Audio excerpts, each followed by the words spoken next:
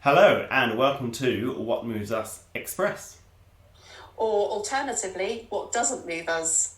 a daily podcast throughout this disrupted season Brought to you from sunny Brighton and at Nine Elms in London.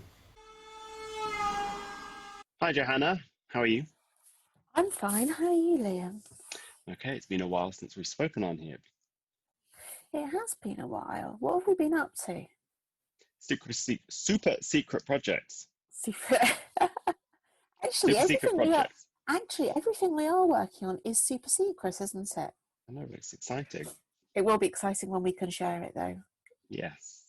Now, how is the weather in Brighton today?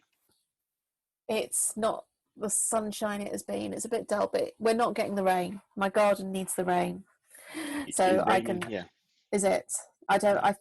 I when I saw the weather last night, I haven't looked today. It's sort of like it was touch and go whether it would reach here, and I think it hasn't reached here. I think there was a little shower, which might have gone on one petal or something, but that was about it. Right. So I can still go out for my daily exercise. Now, on the line, we have Simon. Simon, do you want to introduce yourself? Yes, thank you for inviting me. Absolutely delighted to be here. My name's Simon Brown. I'm the director of a company called Opal Rail. I launched the business in October last year following a 15-year career in banking, corporate banking and structured asset finance. Cool. Now, first, most important question is, where are you? So I'm based in just outside Southend-on-Sea in Essex. And much like Johannah, I haven't had much rain, but it's a bit overcast today. Right. Not as sunny as it has been. Well, I'm sure your council will be happy. How close to the beach are you? You say you're just About outside Southend. about 400 metres. Oh, so you're a not little too bit bad. closer than me because I'm probably about 1,000 metres.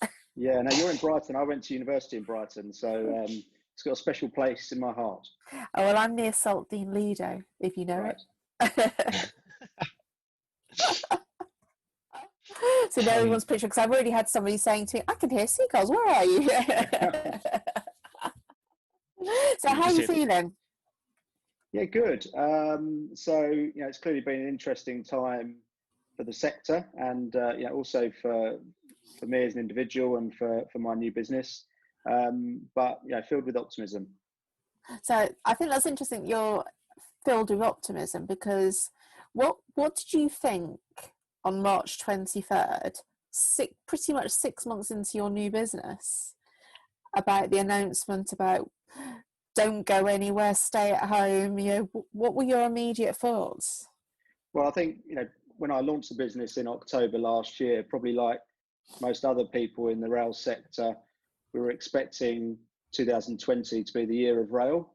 The Williams Review findings were imminently expected in the autumn, and the expectation that would shake up the industry. Like many things in the rail sector, things haven't quite worked out as planned. We've had a snap general election, Brexit, and now a coronavirus pandemic. The industry is in a very different position. But from a personal perspective, it's given me and hopefully other participants in the rail sector an opportunity to reflect about what the future holds. So you've actually, sorry, go on there. Well, no, I was just going to say, what has your reflection told you? Well, I think the key is that there's a natural tendency in times of uncertainty to just pause and muddle through. There's a general risk aversion across the sector to try new things. In my mind, this is a real opportunity to reflect about the trends that are impacting the sector in the longer term, assessing the ability of my business and other businesses to adapt and respond, and try and build a bit of a medium-term plan as to how you're going to retain a competitive advantage. So you've actually written about those trends, haven't you? So what do you see those are? So there's 6 trends that I'll begin to develop further, as I develop the business over time. The first one is clearly the impact on franchising, and the potential impact on a model that has been in place for for a long period of time. The second piece is around disruption to traditional rolling stock and rail infrastructure financing models, which is the second trend. Third is the whole monetization agenda in Europe, liberalization, what that looks like and how companies can adapt and respond. And then, in times of uncertainty, clearly there's an impact on the pricing and availability of capital that companies need to adapt and deliver on their strategic priorities. And I guess the final two areas would be sustainable finance and supporting the green agenda, and digital disruption and technology finance as a theme. So did you think these were trends before COVID, or have you reflected on them since the current pandemic? No, I thought these are trends beforehand. The point I was making earlier, that in times where the industry pauses, it's a good opportunity to reflect on what those trends mean for your business in the medium term. So, the core ethos of my business is centered around innovation, doing things differently, challenging conventional thinking. And I think it's a good opportunity for companies to think about what they want to be in the future. Right. We should clarify, this is actually an ebook you've published, isn't it? And where can people find that? Yes. I was going to do that at the end. Oh, sorry. It just goes to show we don't rehearse. You can get your promo. You can get your promo in now. It's all right. Yeah. So again, this is something that wouldn't have landed unless I'd had some free time, to be honest. So I want to give the sector as much valuable insight as possible as they go on companies go on the journey to develop their strategic plans and raise capital. And so I've written this ebook. It includes a comprehensive guide to strategy development, capital raising, deal execution. It's based on the exact deal lifecycle framework that I follow when I work with clients. There's a series of practical steps companies can take to position their organizations, and importantly, it's completely free. So I'd encourage listeners to make use of it, go to the Opal Rail website and to download a copy. So why are you giving it away for free? Well, I think clearly it's an initial level of information into the approach and methodologies that I believe can help companies gain a competitive advantage. And whilst there is a series of practical steps that they can follow to implement those methodologies, more often than not, certain clients require help putting that theory into practice, which is where I can add some value. But for others who want to do it themselves, then it's there as a framework to follow. And you've got the top 10 questions to ask yourself as well. So there's a self-reflection part in there as well. Well, certainly on the strategy side, yes, there is a self-reflection piece on trends and the ability of a company to respond and adapt to those trends over time. And looking at strengths and weaknesses and what do your stakeholders need, and what are the strategic moves your competitors are making. Some of those broad brush, high level, deep thinking questions are there. But also on the capital side, making sure that companies have got a agile, responsive and flexible balance sheet, and that their capital structure is optimized. There's some areas in the ebook that address those as well. And do you sense that now, in let's say the next 6 months, that there will be a lot of activity going on in this field, or do you think that people are sort of just keeping the show running rather than considering these, expansions? Well, I think probably the biggest impact I've seen is that leaders across the sector have had a very limited bandwidth for anything other than crisis mitigation. And so keeping the rail industry operating has been priority number one. And that has undoubtedly led to project and decision-making delays. But as the industry begins to open up and companies start to think about how they want to position themselves from a competitive positioning perspective, then that will undoubtedly start to accelerate some of the activity. I think the rail industry is renowned for just kind of sticking to the status quo, not really embracing change. There's a general risk aversion in times of uncertainty, but I think it's the really smart organisations that will be acting now, because there will be winners and losers as we come out the other side. As ever. I'm interested to go back to one of your first trends about the changes in UK franchising, because obviously now Williams is certainly overdating being published. Yes. What's your view and what's your advice in sort of like positioning yourself with the uncertainty around franchising and when we will emerge from emergency measures?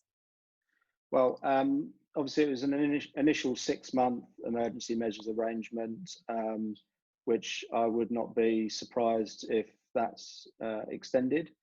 I think in terms of the revenue and cost risk being transferred away from the operators, that's something that will remain.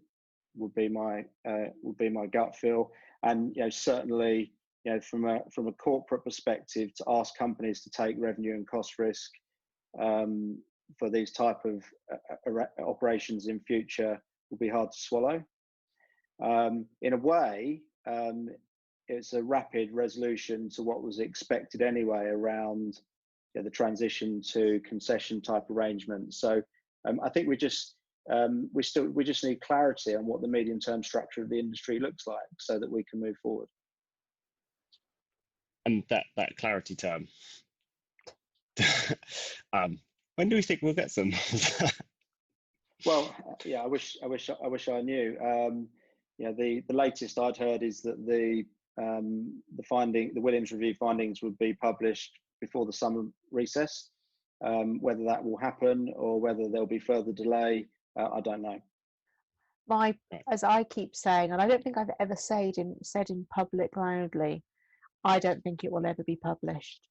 I think I personally think it has been dead since Chris Grayling left as a rail minister. And they've never found a reason not to publish it, and now they have it. Because who's going to miss it? We'll see. Nobody's going to miss it now, are they? But still, the industry needs certainty so that we can move forward. It does need longer-term strategic positioning can actually be a priority for participants in the sector. At the moment, uncertainty drives delays in decision making and general risk aversion. With certainty around what the future looks like, companies can move forward. So what would in terms of that certainty, and I know obviously we don't have it, and in your paper you put, imagine if you could see the future. How do companies create that certainty? What would be your top tip, apart from hiring you? Top tips in this ebook, and they're top tips. Well, clearly the priorities are different, depending on where you operate in the market. If you're an operator running one of these franchises, then it's important to think around, what are your priorities moving forward. The traditional rolling stock and infrastructure financing models that have been in place for several years, I think could do with a refresh.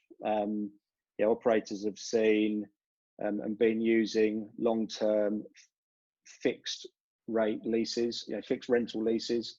And I think there's an opportunity to bring some variability into those types of arrangements moving forward, to help provide some variability to the fixed cost base of operators. For manufacturers, I think that there's an opportunity for them to find innovative ways of delivering product to market, and perhaps to take some of that negative cash flow drag away from big rolling stock procurements.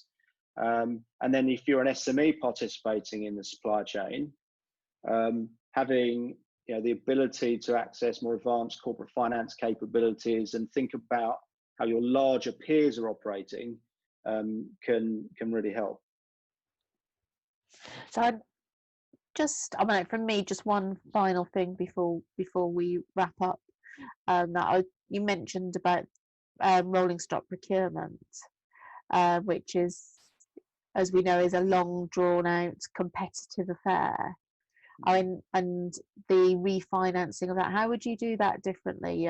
In term, because I know that's in one of your steps as well, about, or one of the trends in recapitalisation of rolling stock and that. Yeah, so I think there's a broader opportunity for stakeholders in a rolling stock procurement to get together and to optimise the outcome for the various companies involved. From an operator's perspective, around how they can drive more competition in lease rates.